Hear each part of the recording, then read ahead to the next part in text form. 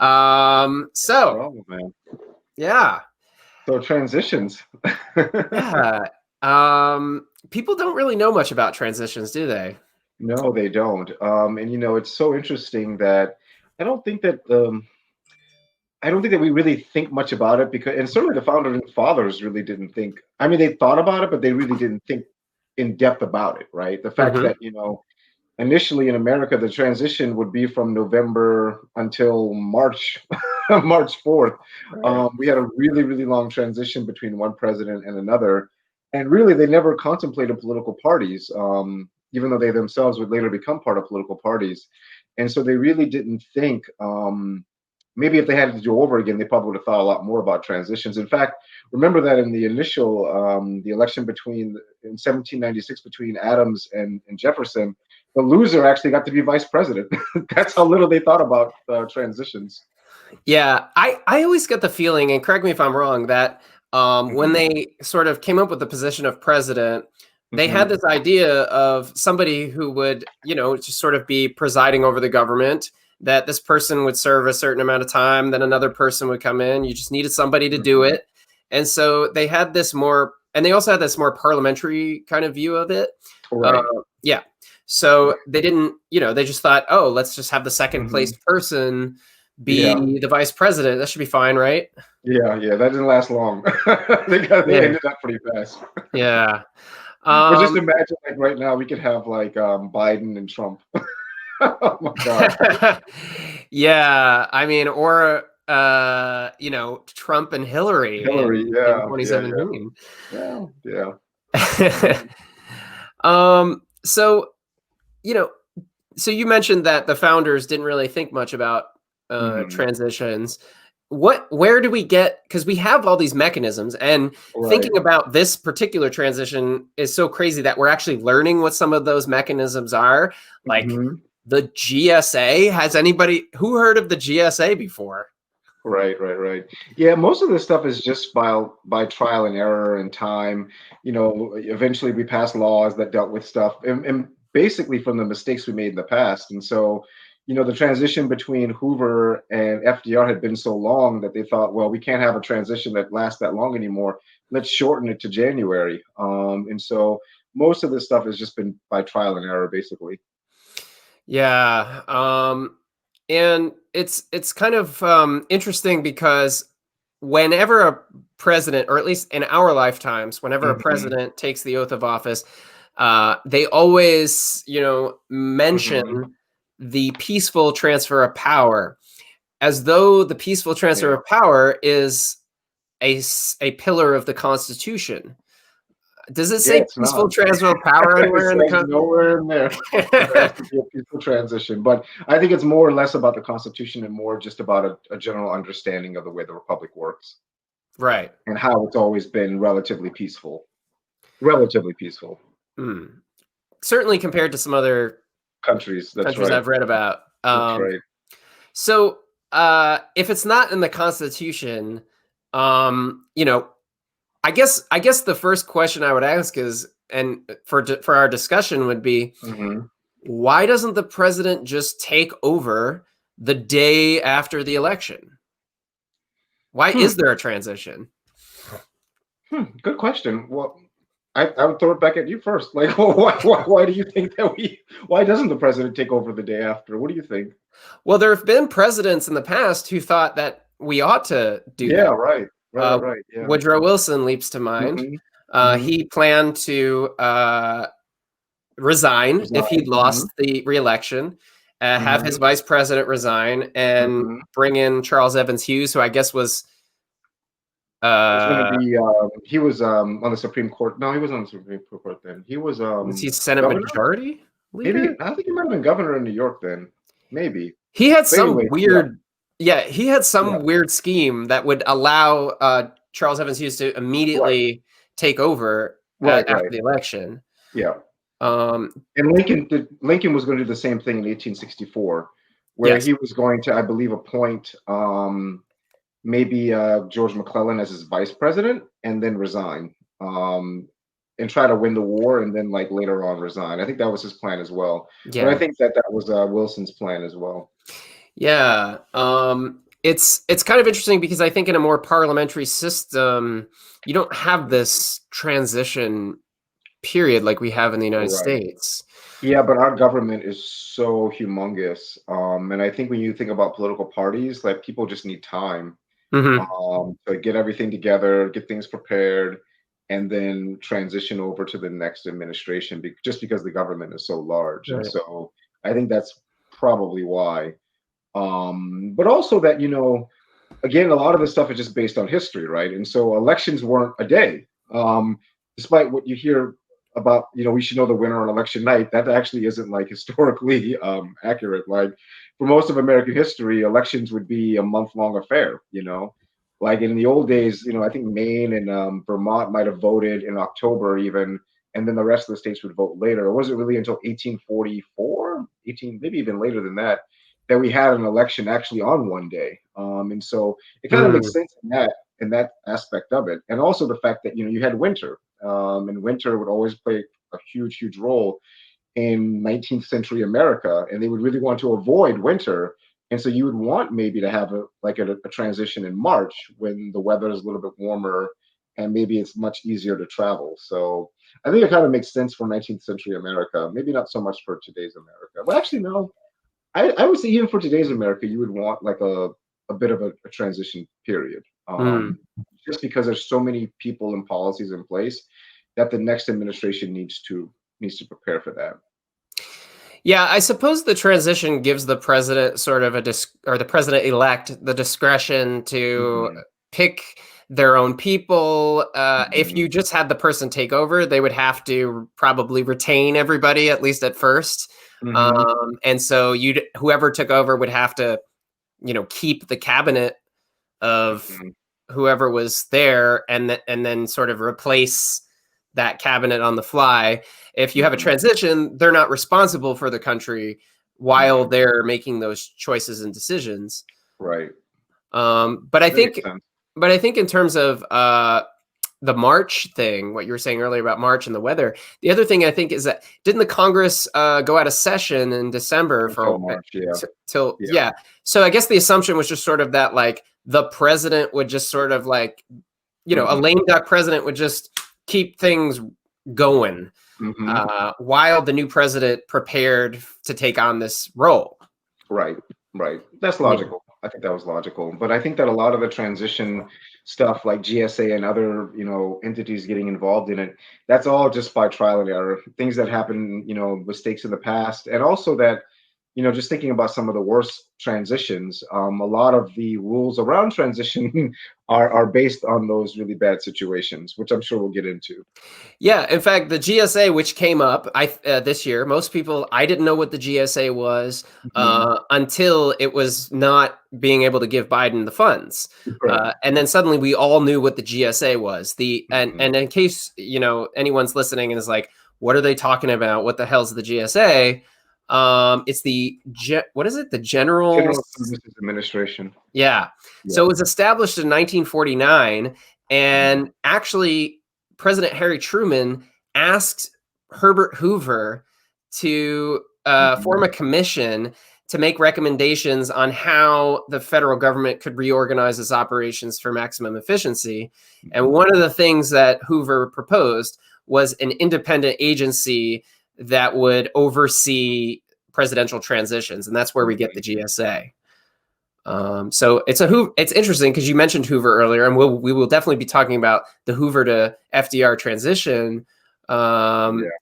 and it was Hoover who said you need this GSA, this independent organization that will oversee transitions. What do they do exactly? But the GSA, Yeah. they basically they control. So there's another act called the 1963 Presidential Transition Act. Hmm. And so basically what they're made to do is basically control and make sure there's an orderly transition and transfer of power. And so they provide funding, office space, and to make sure that, because you also want to make sure that the incoming president doesn't have to go to private sources necessarily to transition, right? Hmm. You want to make sure that your incoming president is free of any kind of undue influence by private entities, and the president doesn't have to go begging for money outside. And so really that act was to set up money, a pot of money, so that you can go out and do, because you have to do security clearances for these Right. people. You have to make sure you can hire these people, make sure that they don't have issues in their past. Now that hasn't obviously worked out all the time, but Right. that's sort of the point of it. That's interesting that you say the transition is, or sorry, that the GSA is there to prevent presidents elect from going to the Yeah, public or private sources for money, do it because anyway. that happened this year because of the GSA not being able to hold up. There was, President-elect Biden had to ask for donations at one point, and But that was a big controversy. that's also like, that's just, it's always been this way, by the way. Like, even though Mhm. the GSA sets aside money, even Trump got money from people. And a Right. lot of those people, Yeah. remember there was like this whole scandal about his inaugural committees and how these people like raised an ungodly amount of money and then got ambassadorships. And so, even though the GSA sets aside this money, most presidents elects don't see that as enough money to do what they want to do. Why does it cost so much money to just like have a new person become president? Yeah, well, lots of reasons. You're basically taking away from people who might have already been in the private sector, who've already probably made like a ton of money, and now they're taking this huge pay cut. Mhm. If you want to have inaugural balls, if you want to be able to do private investigations into people to make sure that they are fit to be, like, I don't know, Secretary of State or whatever, that stuff's very expensive, and Congress might not give the amount of money that a person could do from raising money on their own. Yeah, and I guess you don't want the FBI investigating your entire cabinet. Exactly right.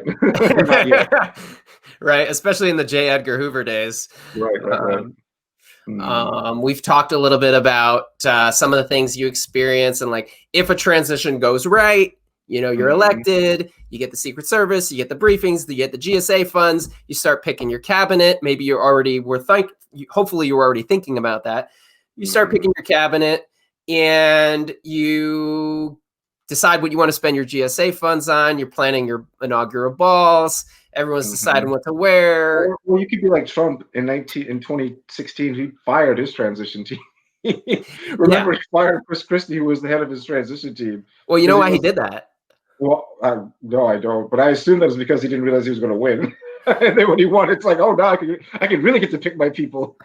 That's part of it. But according to Steve Bannon, the reason was that on Billy Bush Sunday, as the Trump team called it, we call it Mhm. something else. On Billy Bush Sunday, Uh, basically, they were all in Bedminster in New Jersey. mhm, Giuliani, Chris Christie, mhm, Bannon, Trump, they were all there. And basically, there was a debate the next night in Missouri. mhm, And Bannon was like, I don't care how much you think Trump is an idiot and a terrible person for what he said. If you're not on the plane for Missouri tonight, you're not a true mhm. blue Trumpy. Trumper. And Ah, Chris Christie didn't get on the plane. And so ah, they that's why. yeah. That makes more sense.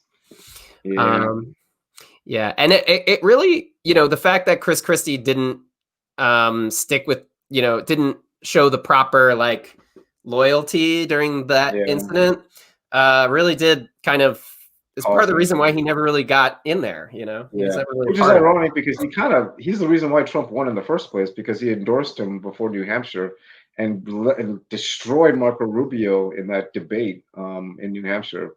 And that kind of was what set Trump to be the nominee. Wait, you're saying that somebody helped Trump and then Trump didn't help them back? Shocking, I know. All right. Anyway, okay, so let's actually get into the nitty gritty, the meat of the discussion. Let's talk about some actual transitions that took place in our history. Good ones, bad ones, exemplary ones, and let's just kind of break it down. So, I think maybe we could start with exemplary transitions. What are some Hmm. we can kind of go back and forth, maybe some good transitions, some Mhm. transitions that a hypothetical incoming president would want to look to for guidance and how to do a good Mm. transition. Well, So I'll let you start. generally the best transitions are generally from one when the same party is basically transitioning. So 1836 is probably a pretty good transition where you're going from Andrew Jackson to Martin Van Buren.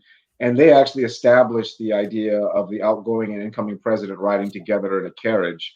They were the first ones to really do that. Mm. And kind of like basically all the people just kind of went over, and it really wasn't that big a deal in terms of the transition from like, and even Martin Van Buren didn't try very hard to establish himself as separate from Andrew Jackson, and so that was a fairly smooth transition. Okay. Andrew Jackson and Martin Van Buren. So I was thinking of some of the smooth transitions that I can think of. And one that came to mind was actually Carter to Reagan. Hmm. Interesting because Carter was the loser of the election. Hmm. And so he was basically losing his job. Hmm. And he really reached out to Reagan, offered as much help as he possibly could to help Reagan transition. And Carter spent basically every second of that transition on the phone trying to get those hostages out of Iran Yeah, yeah, before Reagan took office, so that the new president could have a clean slate. And also just because Carter really wanted to get that done. And he was able to get that done. And one of the really cool things about that moment is that people sort of attributed the hostages being released to Reagan. But after the inauguration took place and the hostages released, President Reagan allowed now former President Carter to go to the airport and greet the hostages when they came home, as opposed to going himself. No, that's a really good transition. That was a good transition. Yeah. Yeah. I did want to mention just one more thing about that transition is that Ronald Reagan's transition is considered one of the best ones. It's considered an exemplary one because Reagan was able to and this is something that'll come up when we talk about bad transitions. He was able to find a nice kind of middle ground between picking Washington insiders, people who knew the system, and picking his own loyalists. Right. So he was able to hit the ground running. And Reagan's platform was not universally popular in the country, but because of his successful transition, he was really able to get his first major piece of legislation done by August, and that was the big tax cut. Right. Yeah. Yeah. And I'll take that. So in general, transitions from the same party are usually okay, but not always. I mean, Hoover couldn't stand Calvin Coolidge, and they were in the same party, but Coolidge didn't want to help Hoover at all. So usually it's a fairly good transition, but not all the time, though. Well, Hoover was always begging President Coolidge to let him do stuff, and Coolidge was always like, "No." Or you lose, or something like that. Something Coolidge would say. Exactly. All right. So let's pick another. Let's have you pick another transition that you found to be sort of exemplary or good. I mean, the Washington to Adams transition is probably the best transition, though, because it's our first transition of power from one president to another. Now, Adams didn't do too. I mean, Adams had a more difficult time because there were political parties at that time. Jefferson was now his vice president.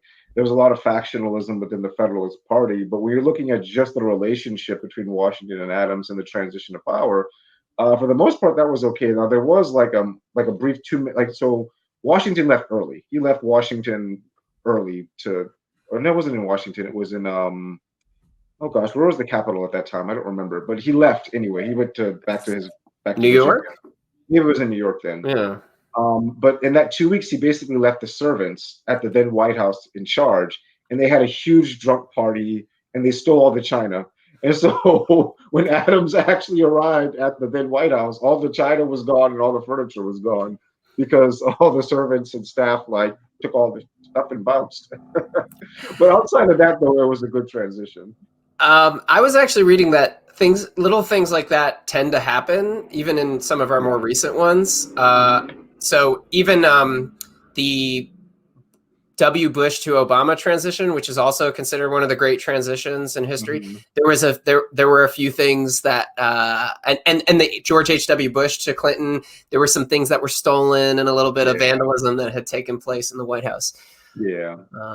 Yeah, that's normal. But yeah, even and to George W. Bush's credit, and Obama says the same thing, that was a really great transition where Bush basically opened the White House to the Obamas, him and Laura, and the reason why W did it that way, he said, was because he felt that he didn't get such a transition from Clinton. right. Not only because they took all the W's off the keys or whatever. I don't know. I mean, outside of that, they really felt that the Clinton transition was fairly chaotic, and Clinton pardoning all those people and trying to pass all these rules. And W really felt that he wasn't going to do that to his successor. Yeah, actually, that's something that Obama talks a lot about in his book. There, you have to. There was the I think it was called the TARP. Yeah. Yeah. So the financial crisis was just really really exploding, and everything was going down the tubes, and Bush wanted to do a bailout to keep the economy from collapsing. It was unpopular within his own party. Yeah. It would be unpopular within the Democratic Party, and Bush worried that it would hamstring the new president if he just did it. So he actually brought Obama in, and they had a meeting, and together they agreed on this decision.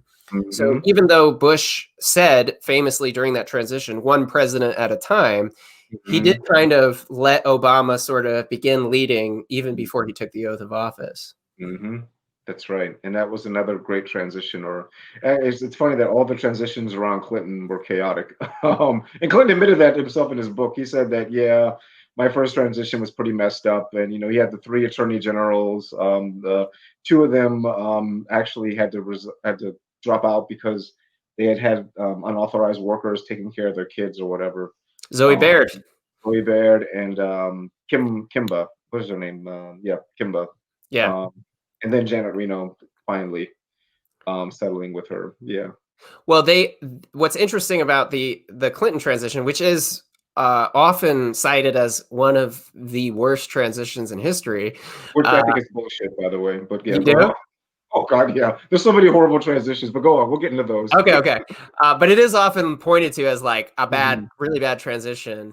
And in terms of the AG spot, as you point out, they had so Hillary Clinton had suggested that she wanted to follow in the footsteps of Bobby Kennedy and be the AG herself. The brother of the president turned out to be a different thing than the first lady. The Kennedys are very different than anybody else. Nobody else before or after could get away with that. Well, I guess Donald Trump, but for the most part, you can't get away with that stuff. Yeah. But I mean, Clinton always aspired to be Kennedy. So it was interesting that he tried. But of course, the idea was shot down. I think it was, anyway, I don't remember who shot it down, but somebody was like, no. So Hillary was out, and then they had committed to having a female attorney general. And that actually was what caused the problem, because the first person they picked was Zoe Baird, who had not that much experience. She was a personal friend of Hillary Clinton's. And also they had this, it was, she had illegal, I hate to use this term, illegal aliens, but whatever the better way of saying that is, working for her at her home. And it was all over the news. And basically when you have to confirm people in a cabinet, if the other party catches whiff of something like that, like it can get real ugly. Yeah, exactly right. So they said no to Zoe Baird. Then you said there was the second person who was, and then they finally found Janet Reno. But it's kind of, I remember when Joe Biden committed to having a female VP, and I said, he shouldn't have said that out loud, even if he intended to choose a female VP, because I remembered what had happened to Clinton when he said, I will choose a woman for AG. And then he got, it would have been better if he hadn't said that, if he had to choose a man and then replace that person later. But it ended up really hurting him to have that like stringing along with no AG for a really long time. He also chose he also picked his chief of staff was absolutely totally unprepared for the job of chief of staff. Yeah. And Bill Clinton, who's a famously affable guy who can sit and talk to you for hours, without a chief of staff sort of saying, not a good thing. That's enough, Mr. President. We got the next meeting. Everything ran behind during the Clinton years, and they were always late. Yeah. There are far worse consequences than being late and being behind in haircuts.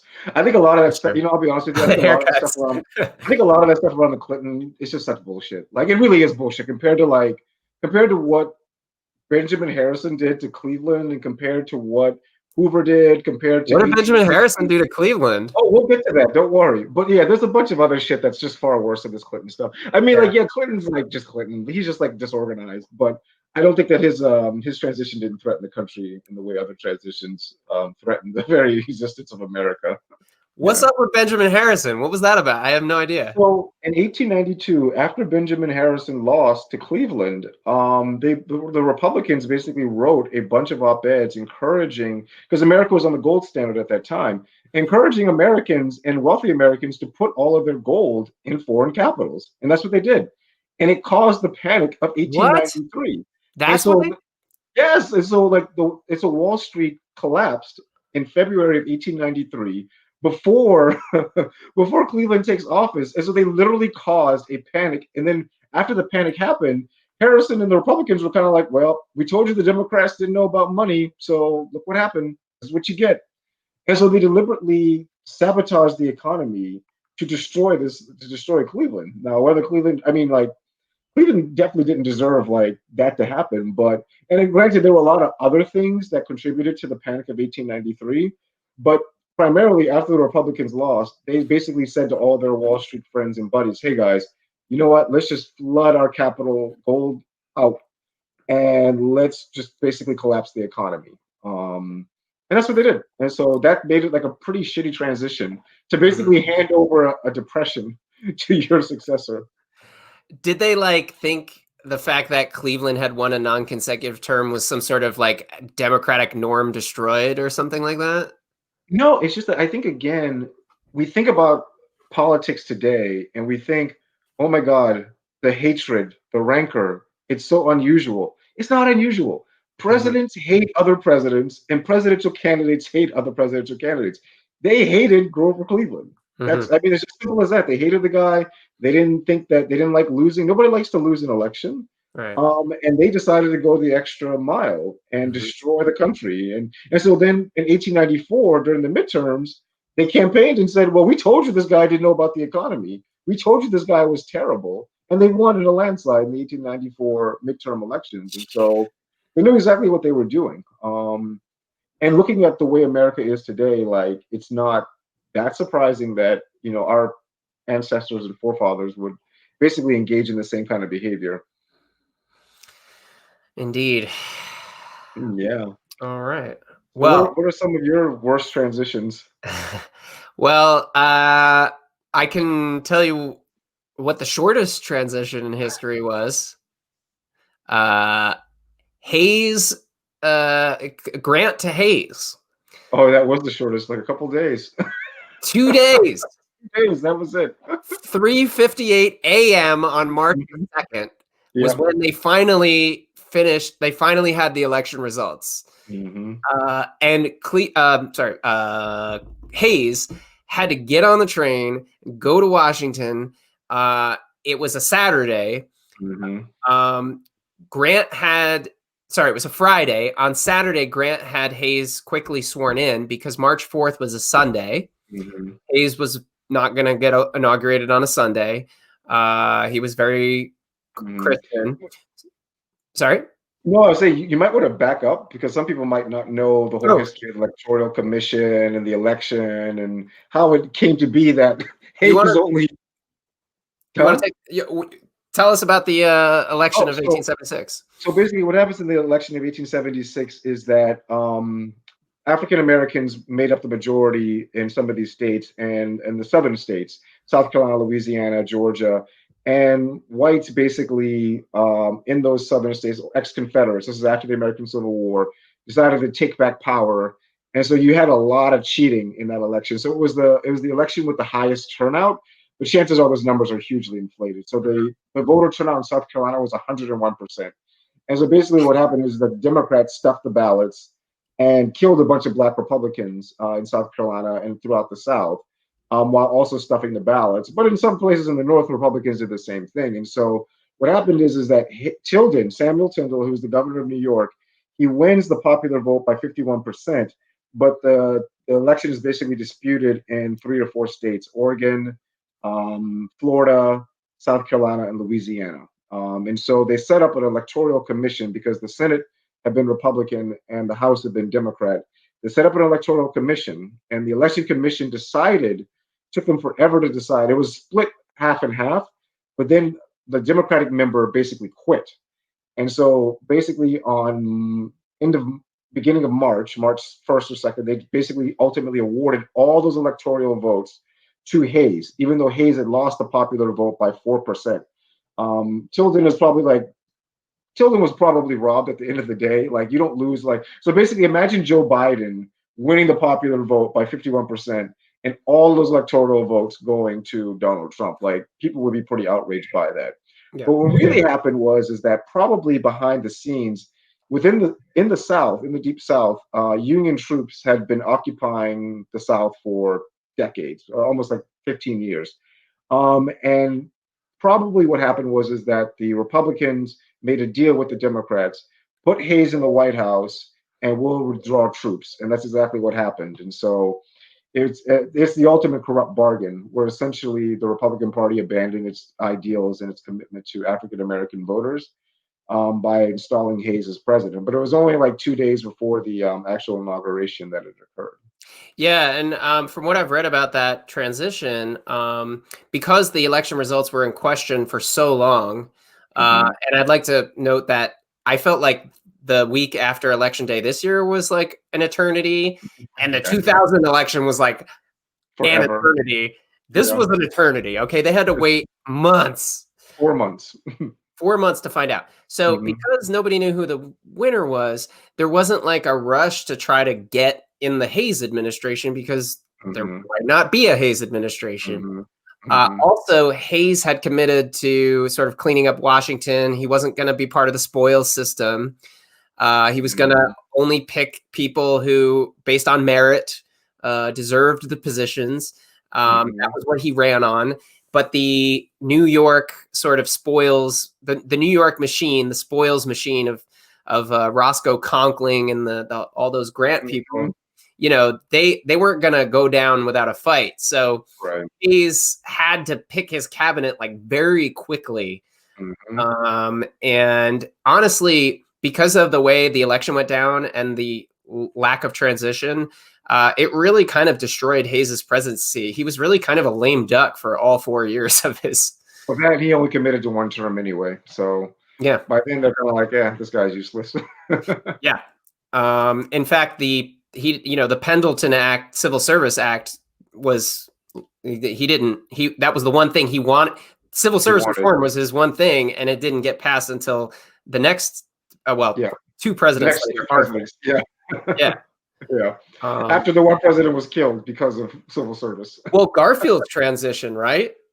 Yeah, well, that's a word for it. Transition. Yeah. Transition to the next world. Oh, you mean like? No, I mean his transition to power. Oh, you mean Hayes to Garfield? Yeah, because yeah. Because Garfield was promising. Or Garfield met with Roscoe Conkling, who was the head of the New York machine, and Garfield was like from the Hayes school. He was going to clean up Washington, meritocracy. I'm not going to appoint my friends to jobs, but Roscoe Conkling, who was the head of the New York faction, met with Garfield, and they had a talk. And Roscoe Conkling left with the impression that Garfield and he had an understanding. When Garfield became president, he didn't pick any of Conkling's men. So that really was part of what motivated Charles Guiteau to assassinate Yeah. Garfield. That and Charles Guiteau was also a lunatic. So he Yes, was also yes, a but he lunatic. did shout Arthur as president when Yeah, he yeah. because He Arthur did was shout Poppins' Arthur was boy. president. That Yeah, is true. He did shout Arthur was president, but he was also a lunatic. yes, yes. He wanted to be ambassador to France. Yeah, there you go. Okay. What about Clinton to W? Oh yeah, I mean, we talked about that. I mean, yeah, it was like the taking of the keyboards, Clinton pardoning everybody and his mom. That was a pretty egregious transition. But also that Clinton tried to basically did Clinton try to appoint anybody in that last couple of months? Maybe he didn't try to do that, but he certainly tried to pardon everybody, including Mark Rich, in those last moments. Mhm. Yeah, he ended up paying. He agreed to pay the Bushes $85,000 because the General Accounting Office had done a study that said that there was like tens of thousands of dollars Mhm. of damage done to the White House after when the Yeah, Clinton team left, yeah, yeah. and so Bill Clinton eventually was just like, "All right, just give him Give them some money. money." Yeah. Yeah, but I think that the first transition, the transition between Adams and Jefferson was a pretty horrendous one. Where Mm. essentially, I mean, we talked about Ruth Bader Ginsburg, but Adams in the lame duck session appointed as the Chief Justice of the Supreme Court in John Marshall, and who everyone loves. But basically Jefferson criticized Adams for these midnight judge appointments or whatever. And Adams at that point had hated Jefferson so much that he left like the day of or the day before, and didn't even meet up with Jefferson when he got in. And so that was a pretty rough transition. And also that Jefferson essentially pushed out pretty ruthlessly all of Adams' people, as many of them as he could, to put his own people in power. Yeah, And that was a Revolution pretty of rough 1800. transition. Yep, that's right. Yeah, Adams. Yeah, he got on Carriage Force One on the day of the inauguration, and he went out and he announced his intention to run for president again in 1804. Oh wait, no, I'm sorry, I'm Yep, confusing it yep, with something else. Anyway, no, and didn't his son also refuse to attend that is correct. Andrew His son Jackson? also, Andrew Jackson. Andrew, yep, he didn't go to Andrew Jackson's one either. So, and well, and Jackson really at that point detested John Quincy Adams. He probably wouldn't even want. He probably would have hung him if he had come to his inauguration anyway. Yeah. But in that situation, you had another moment where Jackson worked forcefully to push out as many JQA people as possible out of the mid levels of government. Jackson was the one that invented that term, the spoils system. And what that really meant was, hey, we are going to go down to like the lowest political appointments to your postmaster, and we're going to throw out all of these Jackson or all these Andrew, all these JQA people, and put in our Democratic people. And so that transition was the one that created what became known as the spoils system. Oh, okay, that's interesting. I didn't know about that.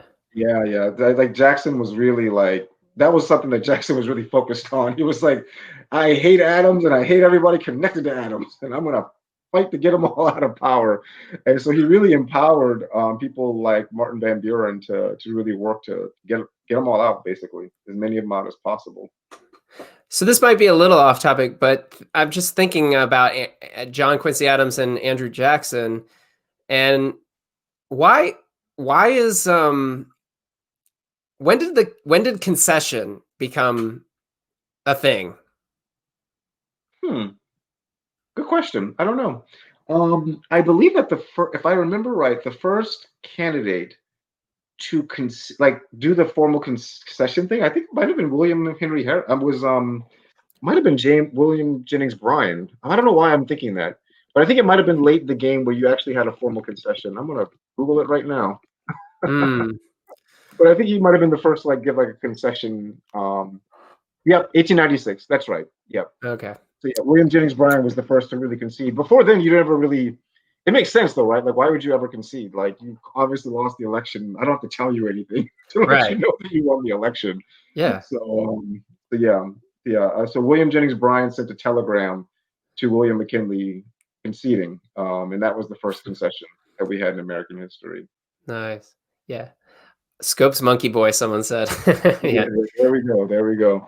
Yeah, and honestly, the transition between Van Buren and William Henry Harrison, you would have thought that transition would have been a lot more contentious, but it wasn't. It was a pretty smooth transition comparatively. And by then, probably Van Buren was tired of being president anyway, so that wasn't a smooth transition. But the one from Pierce to Pierce was rough because Franklin Pierce. So when Franklin Pierce won, he beat Scott, right? Mhm. So like 2 months before his inauguration, his son died before his eyes. And that really destroyed Franklin Pierce. It destroyed his wife, and it really destroyed his presidency even before it began.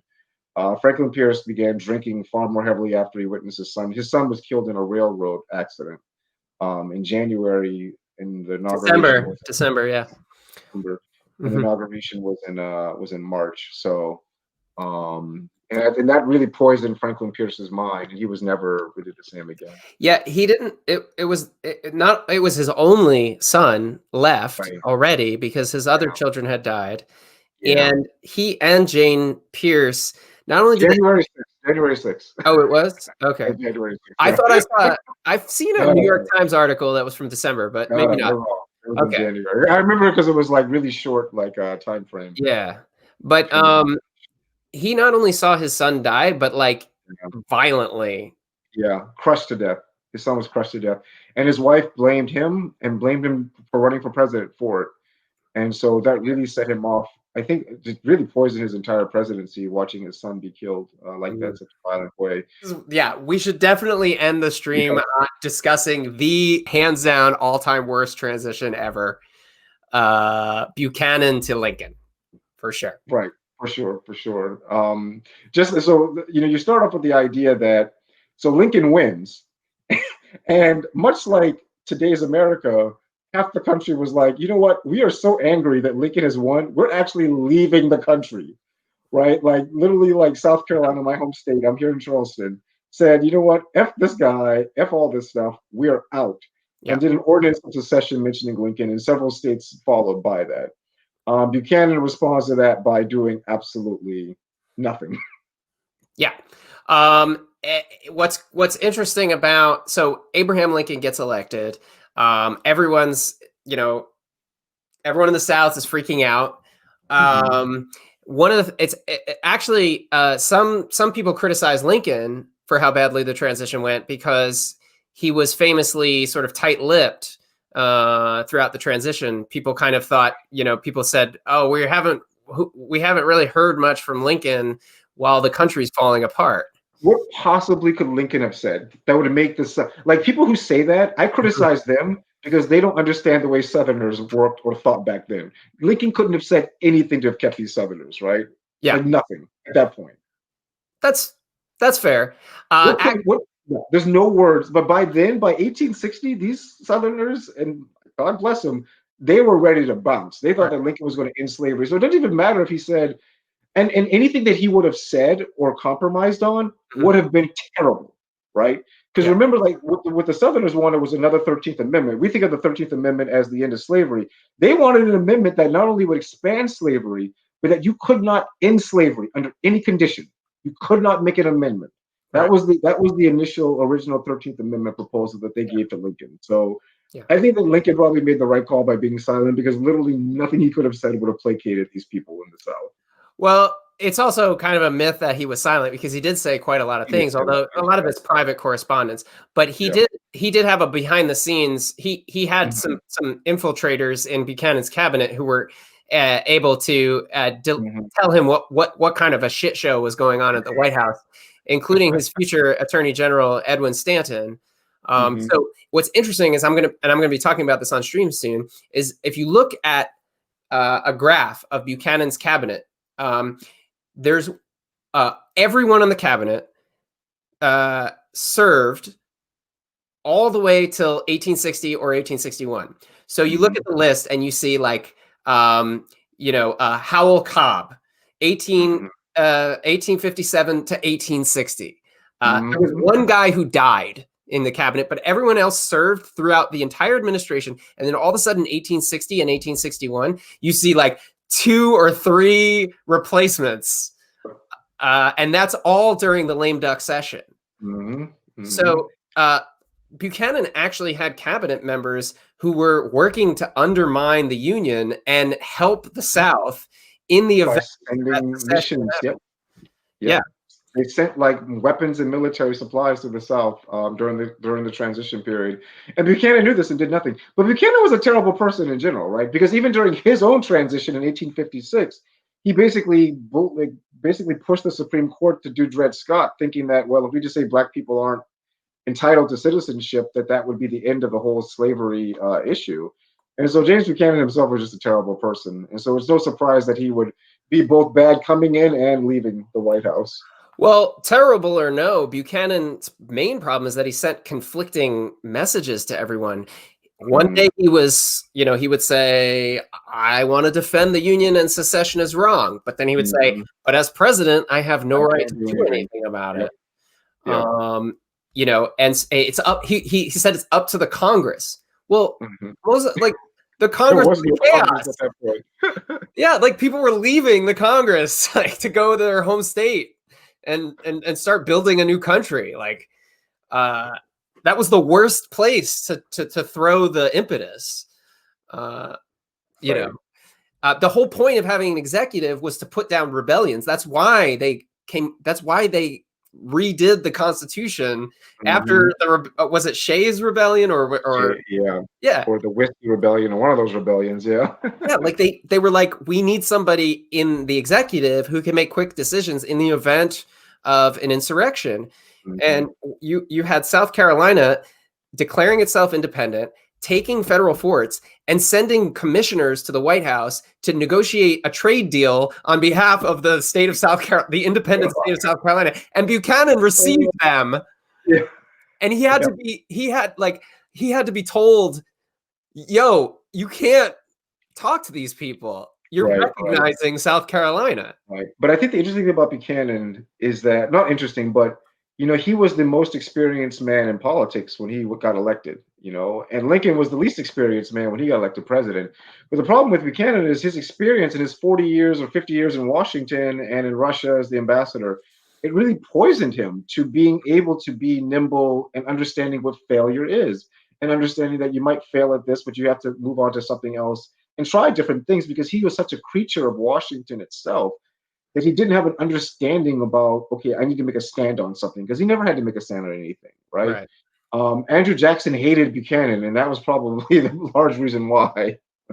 I think that Buchanan, not only was he not up to the challenge of the secession that he faced as a lame duck president, he was elected. One thing you got to understand is that there was 10 years before the secession, there was a near secession crisis in 1850, and it was resolved through a series of compromises that history calls the Compromise of 1850. And since that compromise, a series of presidents were elected, Pierce, then Buchanan, who basically pitched themselves as like, I'm the best of both worlds. I can do right by the North, and I can please the South. What's that? Dough faces is what they were called. Yeah, dough faces. Yeah. And the pitch was sort of like, I will make the compromises of 1850 permanent so that we can have harmony between the sections, right? So when that harmony was over, when there was no turning back, Buchanan was not able to suddenly be like, oh, well, I'm going to abandon that and face the reality of what I'm dealing with now. He was still like, I'm here to like make slavery amenable to the country. Right. It's pretty ironic. I mean, it's not ironic, but the reason why the Republicans even became a party was because of the notion of slave power and the idea among Northerners that the South actually was obtaining and getting far more power and controlling through oligarchs in the South, the entire country. Like people in the North didn't necessarily hate slavery, but they did hate the idea that slave power and white Southerners basically controlled the entire government through trick or whatever. And that in many ways, Buchanan and Pierce were not really Northern. They didn't have Northern interests at heart at all. They were pretty much Southern presidents. Yeah. And they aligned themselves with the South. In fact, like Pierce almost got lynched during the Civil War because his neighbors thought that he was sympathetic to the Confederacy. Yeah. And I mean, the other thing is sort of like, you have this situation under Buchanan during that lame duck session where you have South Carolina is declaring itself independent. They're seizing federal forts. And there's one fort that the Union is able to hold on to is Fort Sumter. And basically at the beginning of after Lincoln was elected, Buchanan had all of these seditious, fairly kind of treasonous cabinet members, including one who went on to become one of the founders of the Confederacy. That was Howell Cobb. And those people all resigned and were replaced by strong Unionists who basically either browbeat Buchanan or ignored Buchanan and reinforced the federal fort at Fort Sumter, which basically saved the country because, I mean, Buchanan was ready to give it all away. But because of that series of events, because of those cabinet resignations and their replacement with strong Unionists like Edwin Stanton and Jeremiah Black and others, they were able to actually convince Buchanan to send the Star of the West down to reinforce Fort Sumter. When that ship was unable to do that, it at least set some sort of foundation for Lincoln where he wasn't coming into office having had the whole entire country been given away by the previous president. Right. And also, in terms of just thinking about personnel, I mean, like a large portion of the Union Army, a large portion of the cabinet members, not only did they like leave cabinet, they just left the whole country, right? And so you have to think about that. It's like, okay, your top generals, like Robert E. Lee, not only are they leaving, but they're actually leaving the country. Half of West Point left. Lots of like institutional knowledge that when the Southerners seceded went with the South. And so really Lincoln had to build a brand new government in ways that his predecessors, in a lot of ways his successors never had to worry about. It's not like you could call up the old Interior Secretary or old Secretary of War and be like, hey, what do I do about this? Because that Secretary of War is literally now fighting against your country. And so Lincoln had a lot to deal with in those first few months as president, and that probably made that transition probably the worst transition. Do you know a lot about the 1868 transition between Johnson and so in that transition? Actually, in that transition is probably one of the few where Johnson actually probably wasn't the dick. In that, Johnson actually tried to invite Grant to come to the White House because everyone remembers that because Johnson didn't go to Grant's inauguration. But what people don't realize is that Johnson tried to invite Grant's children to the White House in December, and Grant basically said, "No, I can't stand that guy. I don't want my kids going there." Basically berated Johnson that entire time, that 4 months. And then a couple days before the inauguration, Grant said that I would not ride in a carriage with you because you're such a horrible person or whatever. And William Seward tried to make some kind of deal between the two. But Grant was kind of like, no, guy's a dick. I can't stand him. I don't want to be with him or around him. And so that's why Johnson decided not to attend the inauguration, because Grant said, I'm not going to ride with you in the cabinet. And so not nearly as dramatic as the 1860 transition, but it does add a little bit of context to why Johnson didn't attend Grant's inauguration. Sure. And why Trump is probably going to be the fourth president not to attend a presidential inauguration of his successor. I do want to give an honorable mention to Eisenhower not having tea with President Truman. Oh yeah, that's pretty messed up. Yeah. And Truman never forgave him for that. They had that. Well, they did eventually make up at Kennedy's funeral. Yeah. But also it's pretty cool that Eisenhower went to Korea during his transition period. He went to a battlefield in the middle of his transition in December of 1952. Because remember, he campaigned on, I shall go to Korea and I'm going to solve this Korea mess. Yeah. And so a month after his election, he actually traveled to the Korean battlefront to make plans for taking over and winning the war, quote unquote, winning the war.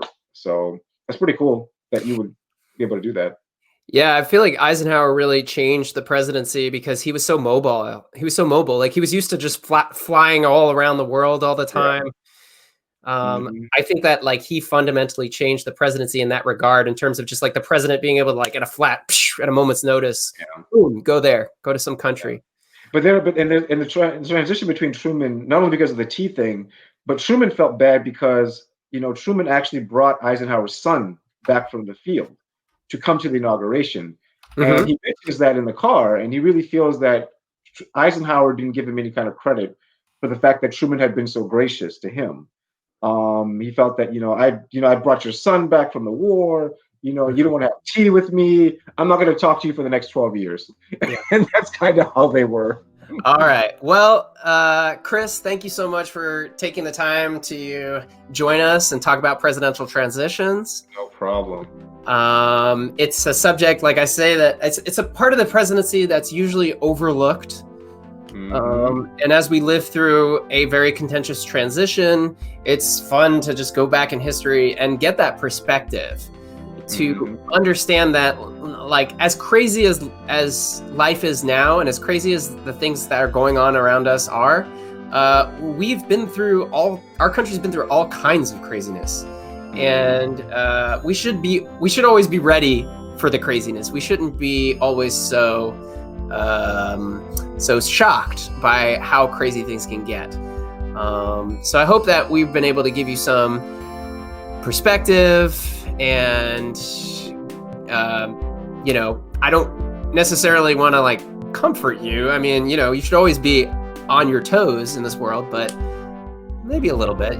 Don't worry so much about what's going on, because, like you say, they're not waving the bloody shirt for Samuel Tilden. You know. Anyway, uh, so thank you so much for coming on, Chris. We really appreciate No it. problem. No trouble, guys. Thanks a All lot. right.